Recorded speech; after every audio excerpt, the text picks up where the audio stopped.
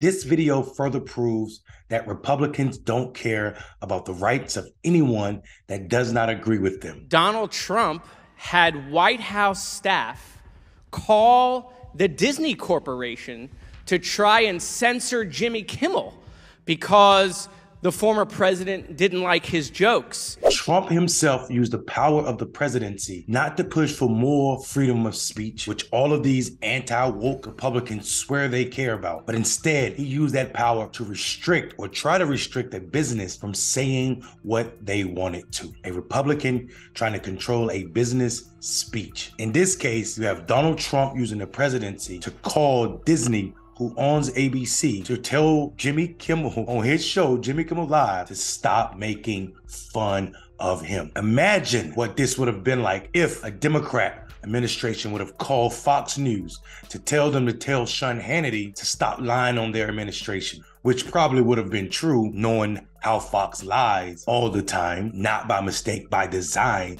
to keep viewers and also relevancy with the Republican base. This is ridiculous, y'all. Jimmy Kimmel has responded to this, saying that President Karen demanded to speak to my manager in order to censor my free speech through corporate ownership. This is ridiculous, but the sad part about it is its roots are not just in Donald Trump or the current Republican Party. Its roots is about a Republican Party realizing that its racist ideas no longer appease to anyone other than white men for the most part.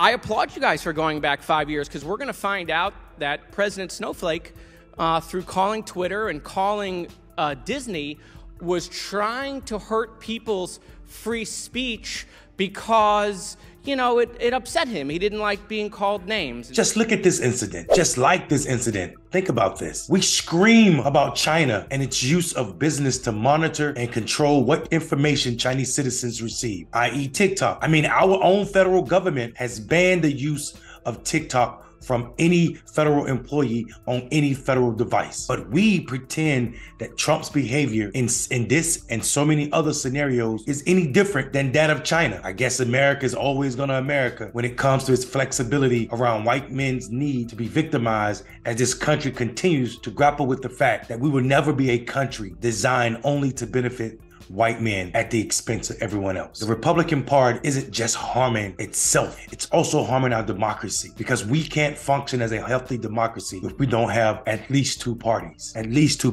that are sane and productive. The Republican Party in this country isn't being sane. It isn't being rational. It's just being racist. It's just being sexist. It's just being anti-immigrant. All the things that America isn't or isn't supposed to be. If one reads the Constitution, if one reads the words on the Statue of Liberty, if one believed the principle behind the founding of this country. The President of the United States called Mickey Mouse about Jimmy Kimmel's joke with hopes that he would be able to censor Jimmy Kimmel's cracking jokes on him. I can't make this up. And if I did, you wouldn't believe it. The sad part about it is, as funny as it is, it's true and scary. And it's scary because a large swath of this country has accepted Donald Trump's behavior and Republicans who perform in this manner, regardless of whose rights they're trampling on. And that is the most anti-American thing I can think of. I am Mondale Robinson. Have a wonderful evening, not before you think about it. Thank you for watching Rebel HQ. Please subscribe. Peace.